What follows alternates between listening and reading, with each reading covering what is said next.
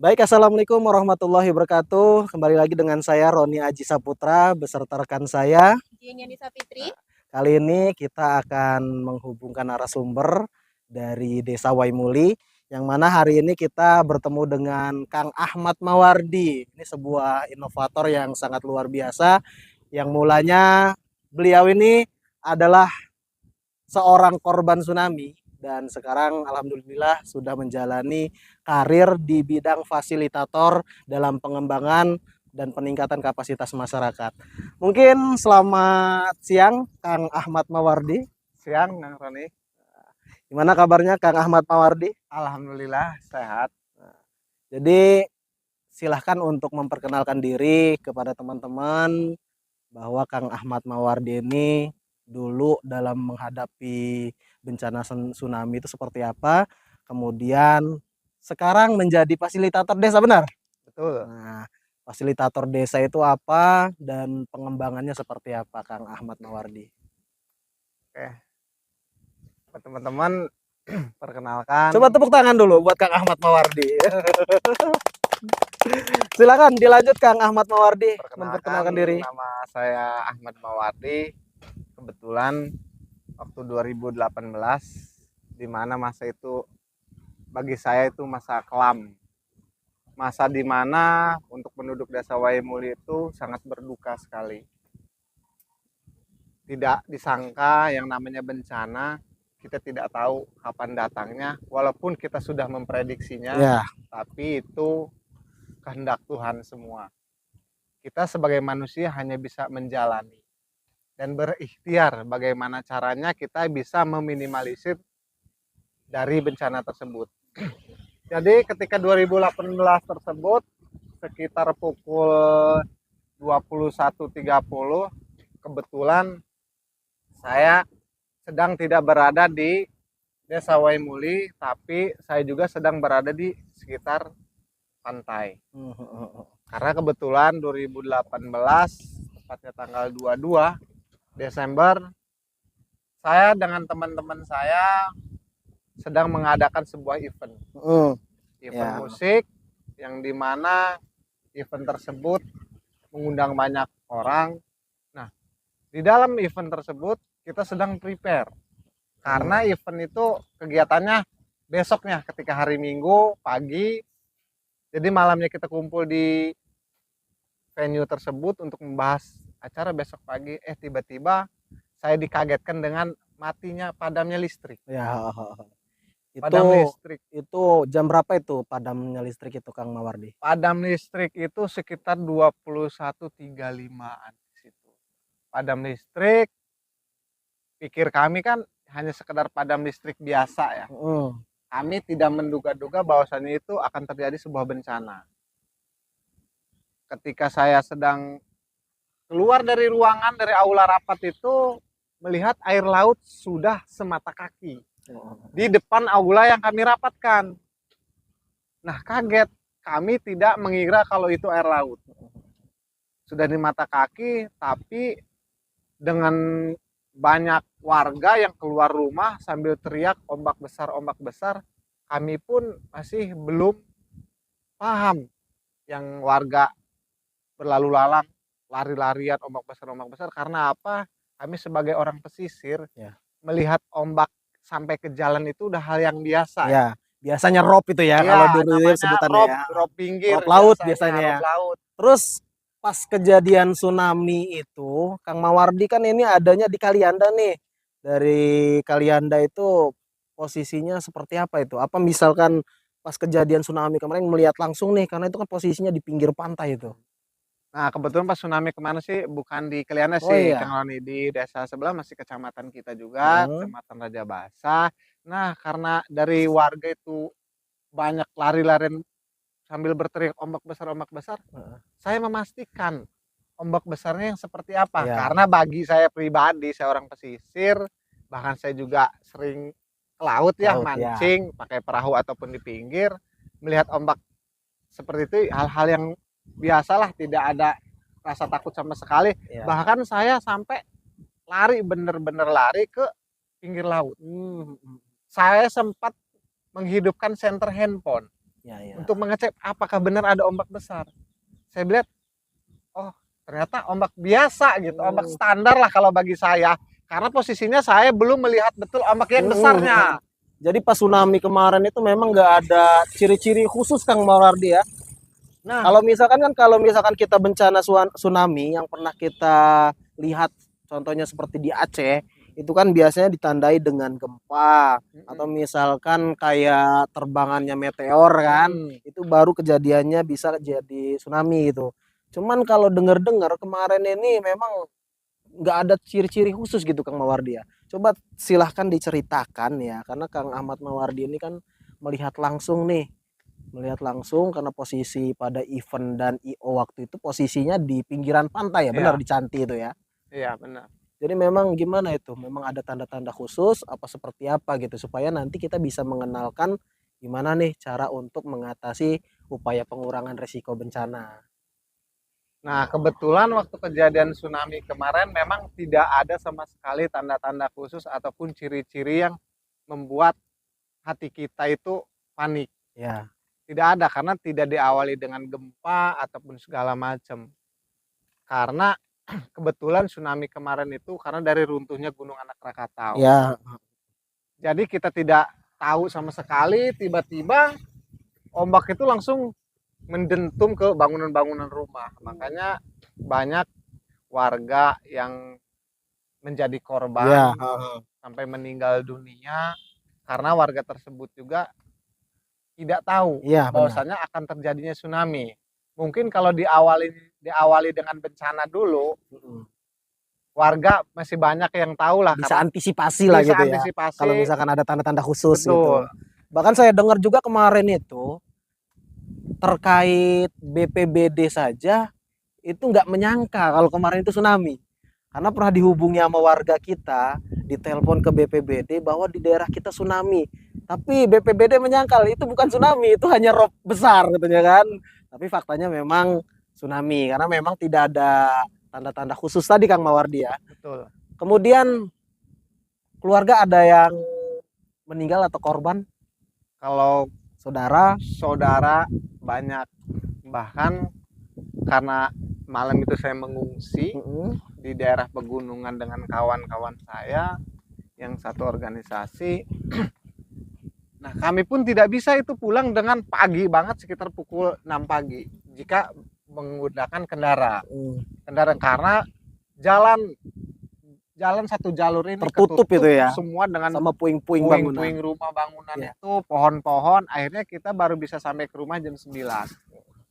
Nah, saya ngecek ke desa saya sendiri, Desa Waimule. Pikir saya tsunami nggak terlalu parah untuk di desa kami. Ternyata pas saya lihat rumah saudara saya sendiri itu yang tersisa lantai. Jadi hancur semua Nggak itu. ada bangunan yang kokoh di situ, cuman sisa lantai. Itu pun belum semua keluarga saya ditemukan dalam keadaan hidup ataupun meninggal. Akhirnya proses berjalannya waktu dari pagi sampai sore, satu persatu keluarga saya ditemukan dalam keadaan meninggal dunia yang di dekat laut. Dulu sudah menjadi perangkat desa? Belum. Belum berarti ya, Pak. Belum. Jadi pas kejadian tsunami kemarin Kang Mawardi ini belum jadi perangkat desa ya? Belum, Kak. Saya waktu itu masih kerja di suatu toko di daerah Klianda waktu 2018. Nah, akhirnya setelah kejadian seperti itu cukup trauma. Yang biasanya kita melihat terjadinya bencana itu di berita, Ya. di televisi Ini ataupun menyaksikan langsung gitu ya. di handphone, itu sekarang menyaksikan langsung bahkan merasakannya langsung. Ya. Betapa perihnya bencana melanda di desa kami. Apalagi keluarga banyak yang meninggal dunia. Jadi pas kemarin itu pas ketika terjadinya tsunami, tentunya itu kan warga itu melakukan evakuasi, benar Kang Mawardi ya? Betul.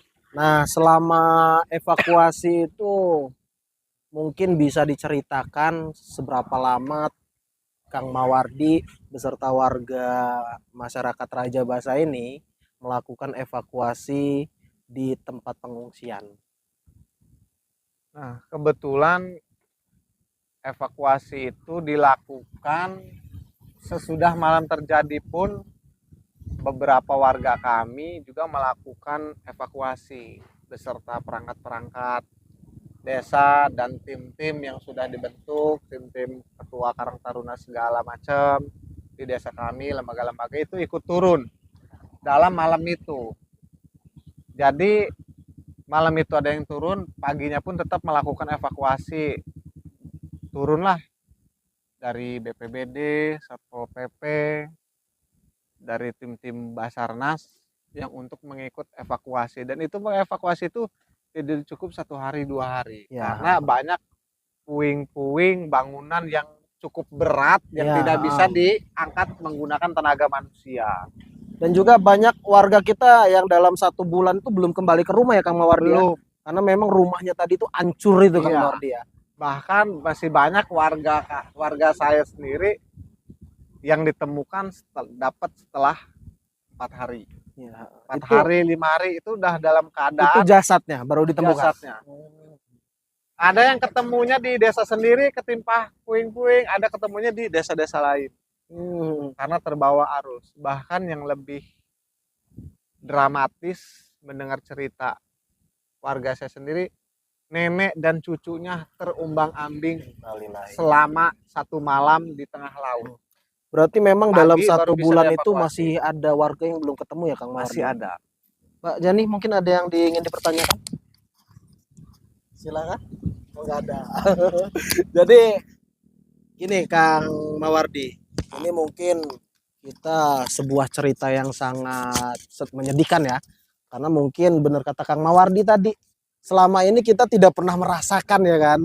Ya. Selama ini baru ngedengar cerita tsunami itu gelombang yang sangat besar. Ternyata pada tahun 2018 itu kita merasakan itu sendiri gitu kan. Jadi bukan sekedar cerita lagi, kita malah menjadi salah satu korban yang saat ini ya tadi itu menyimpan haru yang sangat tinggi gitu ya.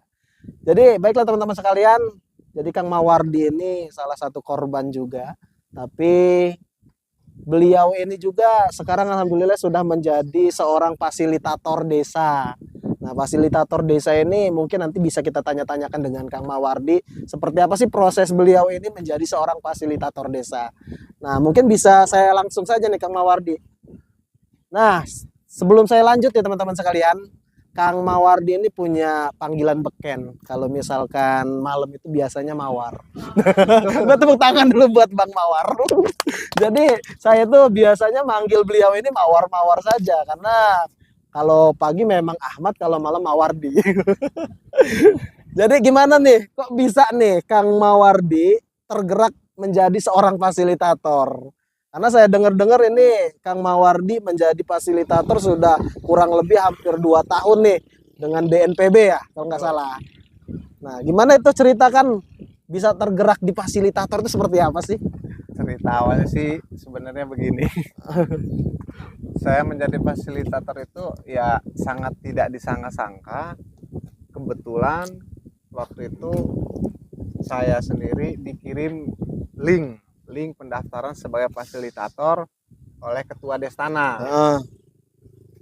Di link, dikirim ke link bukan ke pribadi saya, tapi ke kelompok, ke tim kami, siapa yang mau mendaftarkan diri. Nah, akhirnya, cobalah saya coba-coba nih. Awalnya saya nggak tahu juga fasilitator ini apa, ya kan? Karena baru dengar, setahu saya fasilitator itu hanya orang yang memfasilitasi saja. Tidak tahu ini dari mananya. Akhirnya saya daftar, sudah daftar cukup lama juga, nanti habis itu dipanggil. Nah, sebelum dipanggil ikut tes, saya melakukan sebuah ibadah panjang, yaitu melalui pernikahan dengan istri saya. Berarti ini istri ya? Iya, ini soalnya dari tadi kita bicara di sini panjang lebar, belum dikenalin ini. Belum, nanti itu biar ada surprise ya. Iya, nanti harus dikenalin juga nih biar teman-teman tahu nih siapa di sampingnya ini. Kebetulan saya sudah beristri, baru nikah. Baru satu ya? Baru satu. Kalau nikah itu cukup satu, jangan banyak-banyak. Nanti banyak tanggungan. Silakan dilanjut. Nikah juga baru setahun. Nah, setelah acara resepsi pernikahan. Hari ini resepsi pernikahan, besok saya langsung berangkat ikut tes. Berarti beres pernikahan itu langsung berangkat. Langsung berangkat ikut tes. Tapi sudah selesai itu malam pertama ya? Sudah. Ya,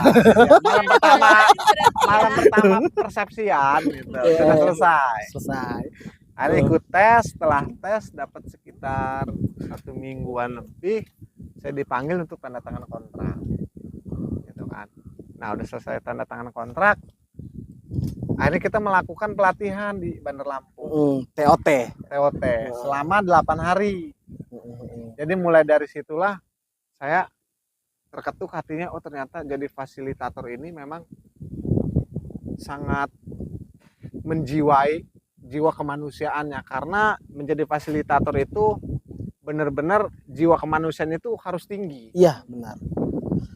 Karena yang kita lakukan itu menolong sesama manusia dalam bidang kebencanaan. Akhirnya setelah selesai itu saya terapkan terutama di desa saya untuk menjadi sebuah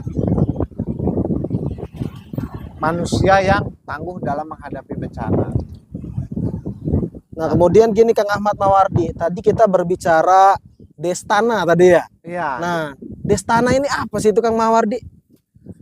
Destana itu Desa Tangguh Bencana. Desa Tangguh Bencana. Kenapa sih bisa disebut Destana, bisa disebut Tangguh Bencana?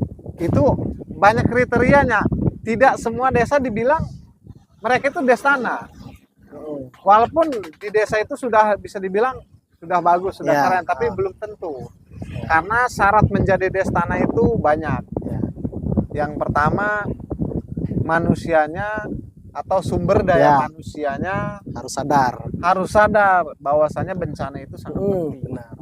Kalau mereka aja lalai tidak memikirkan bencana itu bakal terjadi, mereka bisa belum dibilang itu mereka itu orang Destana. Ya, artinya kalau misalkan kesiapsiagaan ini dimulai dari kita dan Anda gitu ya. Iya. Jadi semua ini harus benar-benar terlibat ini. Betul. Kan ya.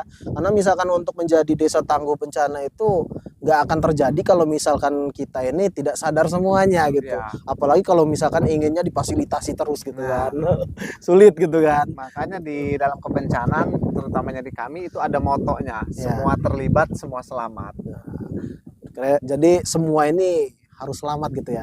Jadi dalam upaya fasilitator kemarin Kang Ahmad Mawardi, artinya kemarin yang dikembangkan tersebut yaitu peningkatan kapasitas masyarakatnya ya. Karena kalau misalkan kita berupaya untuk menghalangi bencana itu susah. Tidak bisa. Tapi kalau misalkan kita upayanya meningkatkan kapasitas masyarakat, itu bisa jadi kita bisa mengurangi terjadinya dampak dari bencana tersebut. Gitu Mbak Jenny. Mungkin Mbak Jenny gimana nih, bisa tanya-tanya langsung sebuah inovasi apa nih yang bisa dikembangkan oleh Mbak Jenny, karena memang bencana ini bukan hanya daerah pesisir aja, karena bencana itu bukan hanya tsunami saja dan bisa dikembangkan nih. Kalau bahasanya itu ATM, amati tiru modifikasi. Gimana Kang Ahmad Mawardi, masih kuat berbicara ini? Kalau untuk bicara insya Allah kuat gitu kan. Karena kita masih ada sesi 2 jam ini untuk bicara ini. Apalagi ini mengenai tentang kesadaran bencana. Benar. Untuk kita semua, karena walaupun saya sendiri fasilitator, itu tidak bisa menyelamatkan satu dunia. Iya, benar. Dunia bisa terselamatkan karena dunia tersebut semuanya sadar. Iya, benar. Begitu, karena terutama di desa saya sendiri, saya fasilitator hanya berdua. Ada 2 orang, tidak bisa menyelamatkan satu desa tersebut. Makanya saya gunakanlah metode peningkatan kesadaran manusia tersebut tentang kebencanaan. Akhirnya ketika terjadinya bencana, kita jangan menyelamatkan orang lain dulu. Iya. Selamatkan diri sendiri dulu, baru selamatkan orang lain. Benar. Makanya dengan cara apa? Dengan cara kita meningkatkan kesadaran manusia dengan tentang kebencanaan. Kita bekali ilmu-ilmu. Ya, benar. Ilmu-ilmu tentang kebencanaan, bahwasanya jika terjadinya bencana kalian harus seperti apa itu. Masyarakat luas itu sudah bisa tahu, bisa menganalisa sendiri apa di sekitarnya yang akan terjadi bencana. Jadi contohnya kalau dulu sebelum Mas Mawardi ini memfasilitasi desa, mungkin banyak warga itu ketika terjadinya kalau misalkan info bencana itu BMKG ya? Bukan, dia ada informasi terkait bencana. Jadi kebanyakan kalau misalkan warga itu mendapatkan informasi bencana itu langsung nyari keluarga-keluarganya gitu kan Iya. ya. Padahal kalau misalkan dalam upaya tanggap darurat itu sangat riskan dan jangan dilakukan gitu Iya, kan. betul. Bahkan itu akan menimbulkan bencana baru gitu kan. Iya. Seharusnya kalau misalkan ada bencana tadi benar kata Mas Mawardi, kesadaran diri sendiri, selamatkan diri sendiri, baru selamatkan orang lain. Jangan cari orang lain yang dia jauh di tempat kita. Contoh kayak di daerah saya dulu, Kang Mawardi. Jadi ketika ada bencana, ini bukan peringatan lagi dia. Jadi ketika ada gempa bumi, ibunya ini saking paniknya itu karena anaknya di laut, nyari di laut. Padahal itu nggak boleh kan ya, kalau menurut aturan ya. Kalau misalkan kita cari ke laut, yang tadinya korbannya anaknya, nambah satu ibunya ya kan. Harusnya memang nantinya itu ketemunya di tempat evakuasi ya. Jadi memang teman-teman, arti kesiapsiagaan itu memang harus dimulai dari kita dan Anda. Jadi kalau misalkan kita ingin selamat, dimulai dari kesadaran kita. Jangan sampai kita mengajak orang lain tapi kita sendiri nggak sadar gitu ya dengan kebencanaan tersebut. Karena memang banyak keluarga kita itu yang paniknya itu berlebihan, Kang Mawar. Jadi memang kemarin di pembekalan fasilitasi itu memang diajarkan itu, Kang Mawar dia. Di dalam pembekalan itu terutama yang paling diajarkan itu tidak boleh panik. Ya, panik. Karena segala sesuatu kalau dilakukan dengan panik, mereka tidak tahu arah. Ya. Sudah bahkan arah evakuasi aja nggak ngerti ya di mana. Bahkan dikasih arah evakuasi aja malah berlawanan arah dengan evakuasi. Yang harusnya ke gunung malah ke laut. Iya. Karena banyak kejadian ya, terutama cerita dari keluarga korban yang tadinya korban cuma satu, akhirnya balik lagi menyelamatkan keluarganya, malah jadi korban semua. Akhirnya kan itu namanya bukan meminimalisir korban, akhirnya malah memperbanyak. Kurangnya pembekalan tentang kebencanaan, padahal sangat penting. Karena apa? Apalagi di daerah saya sendiri itu daerah pantai. Iya, benar. Kita tidak tahu kapan terjadinya bencana. Iya. Kita juga tidak bisa memprediksi dan kita juga tidak bisa menahan-nahannya. Iya, benar. Karena itu alam, kita mah sebagai manusia yang menikmati alam. Ya. Jadi teman-teman, menurut data statistik yang ada, Indonesia ini salah satu negara rawan bencana. Itu nomor 2 senasional, Kang Mawardi. Pokoknya negara nomor 2 yang berpotensi bencana. Makanya perlu peningkatan kapasitas yang ada di Indonesia supaya meskipun kita memiliki potensi bencana, dengan upaya peningkatan kapasitas masyarakat, kita akan mengubah kerentanan tersebut menjadi peningkatan kapasitas, sehingga yang tadinya bencananya kuat karena upaya masyarakat kita sudah tangguh, jadi bisa menghadapi itu dengan selamat dan siaga tadi itu. Jadi gitu teman-teman sekalian. Jadi Kang Ahmad Mawardi ini seorang inovator yang dulunya korban bencana tsunami, bahkan warganya banyak. Saya juga sangat terharu kalau menceritakan tragedi tsunami ini, karena memang di daerah Waimuli itu banyak korban yang meninggal dunia, bahkan hampir ratusan rumah itu hancur, tidak tersisa bangunannya, Kang Mawardi ya. Jadi memang sebuah inovasi. Beliau menjadi seorang fasilitas desa karena beliau mempunyai mimpi untuk menjadikan desanya menjadi desa tangguh bencana. Dan kebetulan Kang Ahmad Mawardi ini dia seorang perangkat desa ya, Kang Mawardi ya. Dan juga kebetulan dia masuk Kesos kalau nggak salah ya. Ya, kesejahteraan kesejahteraan sosial. Jadi pas bener nih, fasilitator desa menjadi Kesos juga nih. Jadi berhubungan langsung ke masyarakat. Jadi selain ngurusin bantuan nih, jadi bisa sosialisasi juga nih terkait kebencanaan langsung dengan masyarakat. Nah, sekarang Kang Ahmad Mawardi sudah mempunyai istri ya. Alhamdulillah udah punya istri, cukup satu ya. Kalau istri, kalau anak boleh banyak. Coba kita tepuk tangan dulu buat Kang Ahmad Mawardi, karena memang ini salah satu pembelajaran untuk kita semua. Kesiapsiagaan itu harus dimulai dari kita. yang tadinya Kak Ahmad Mawardi ini menjadi korban, gimana caranya semua bisa tangguh. Jadi tangguh itu jangan harus Kang Mawardi aja. Iya. Kemarin juga kalau nggak salah dalam fasilitas ini ada temannya Kang Ahmad Mawardi itu yang berangkat ke daerah Sumedang ya, itu mendapatkan penghargaan langsung dari Kementerian Dalam Negeri. Ya, Kebetulan saya sendiri ya, ya, gitu. kebetulan Kang Roni sendiri.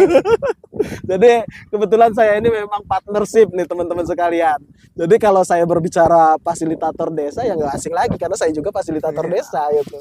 Jadi alhamdulillah walaupun kita di desa, alhamdulillah lebih sering dapat undang-undangan keluar kota ya Bang ya. Alhamdulillah. Alhamdulillah gratis ya. Jadi sekarang sudah punya istri. Siapa namanya? Nama istri saya Rezi Putri Melana. Boleh perkenalkan sendiri dong. Boleh, nggak apa-apa, diperkenalkan sendiri aja. Nama saya Rezi Putri Melana. Kebetulan korban tsunami juga, bahkan rumahnya pun hancur. Oh rumahnya hancur dulu Mbak ya? Iya. Hancur. Artinya bukan apa namanya, memang langsung korban gitu ya? Iya. Kebetulan korban juga rumahnya memang dekat laut. Ketika kita buka jendela bisa lempar pancing dari jendela. Bisa mancing. Langsung di depan Ya. itu langsung laut gitu ya? Kebetulan pas kejadian tsunami lagi tidak ada di rumah ya. Iya. Kebetulan lagi main di atas Di atas. rumah. Bukan di atas rumah, di atap ya. Maksudnya di daerah yang agak tinggi. Terus kalau nggak salah kemarin juga Kang Ahmad Mawardi kuliah di Universitas Indonesia ya, mandiri tapi ujungnya ya. Ya. Jadi gimana nih kesan-kesannya selama berkuliah di UIM, di Universitas Indonesia Mandiri? Dengar-dengar dapat beasiswa juga nih. Nah, alhamdulillahnya saya juga sebenarnya bisa masuk di WIM itu ya karena Oke. Kang Roni juga, Kang Roni karena rekan saya. Heeh. Yang saya tadinya tidak tahu informasi, akhirnya dikasih tahu ada sebuah kampus yang bisa menerima mahasiswa baru yang lulusan tahun tua. Gratis. Gratis beasiswa. Kebetulan saya lulusannya lulusan udah tua.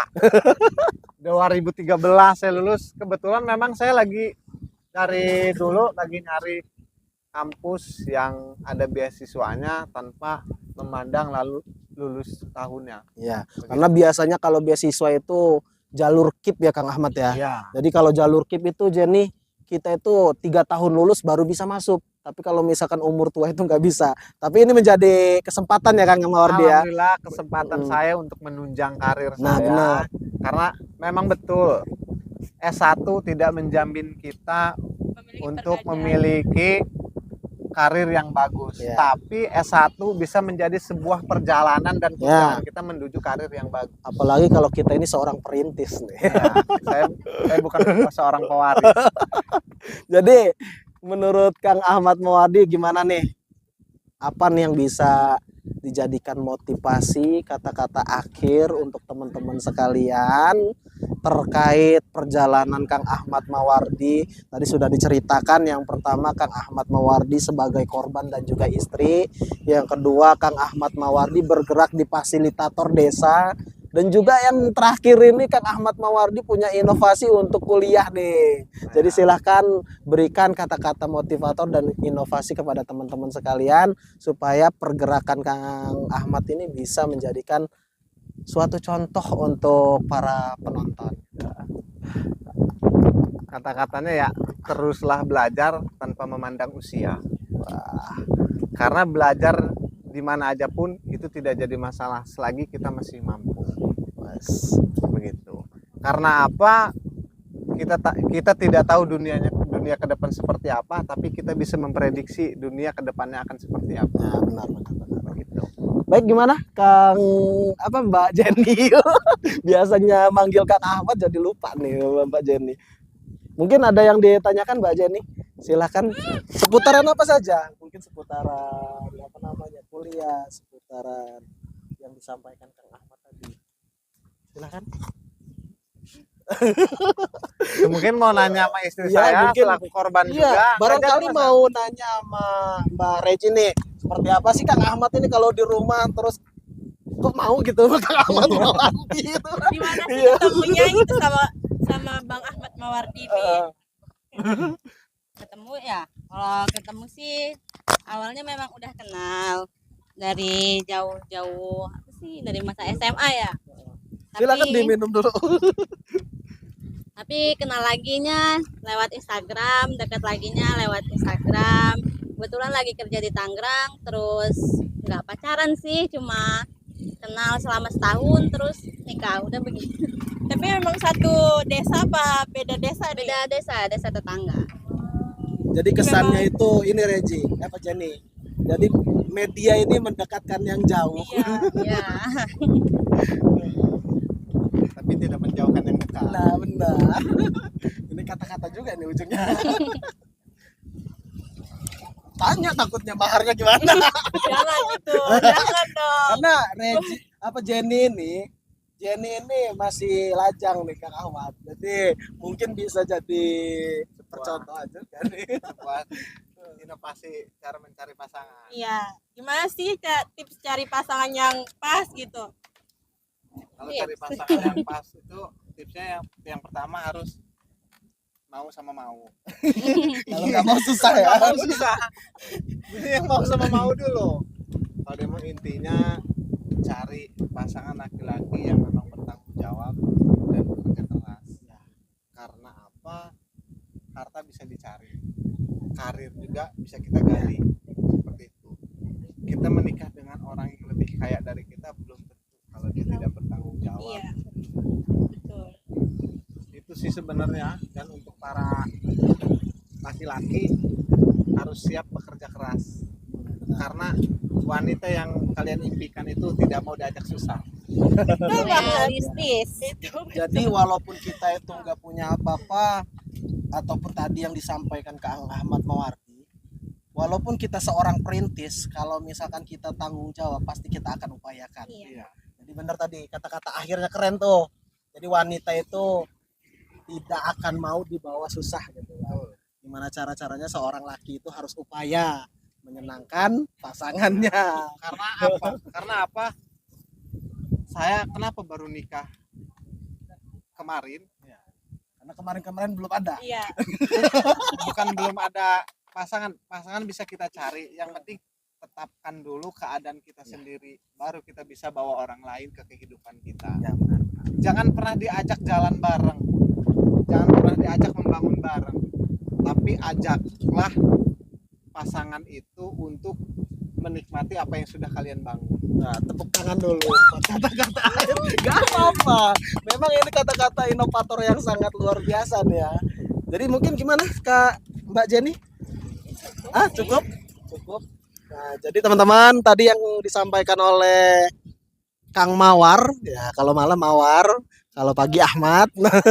Jadi sekali lagi berikan tepuk tangan yang meriah buat Kang Ahmad Mawardi. Boleh gimana ya? Mungkin kita akhiri aja Jen ya. Karena memang sudah banyak nih yang disampaikan oleh Kang Ahmad Mawardi. Mudah-mudahan apa yang telah disampaikan oleh Kang Ahmad Mawardi menjadikan sebuah inovasi untuk kita semua sehingga kita benar-benar tangguh. Harapannya sih saya itu bukan hanya Desa Sukaraja, Desa Waimuli aja yang tangguh. Bahkan kalau bisa daerah-daerah seperti Pesuruhan, Gayam itu juga tangguh. Karena memang PR-nya kita ini sebagai relawan dan juga fasilitator desa banyak sekali Kang Mawardi ya. Desa-desa yang belum kita bentuk menjadi desa tangguh bencana ya. Jadi harapannya nanti kita fasilitator desa ini akan membentuk desa-desa khususnya yang ada di Lampung Selatan menjadi desa tangguh. Itu melalui fasilitasi dari BPBD dan BNPB. Mudah-mudahan juga menjadi proyek kita ya. Gini itu saja yang dapat saya sampaikan. Selamat siang dan selamat berjumpa kembali. Terima kasih kepada Kang Ahmad dan juga istri. Sekali lagi berikan tepung tangan yang meriah untuk Kang Ahmad Mawardi. Saya Roni Aji Saputra dan juga saya Jenny Fitri. undur diri. Saya ucapkan terima kasih. Assalamualaikum warahmatullahi wabarakatuh.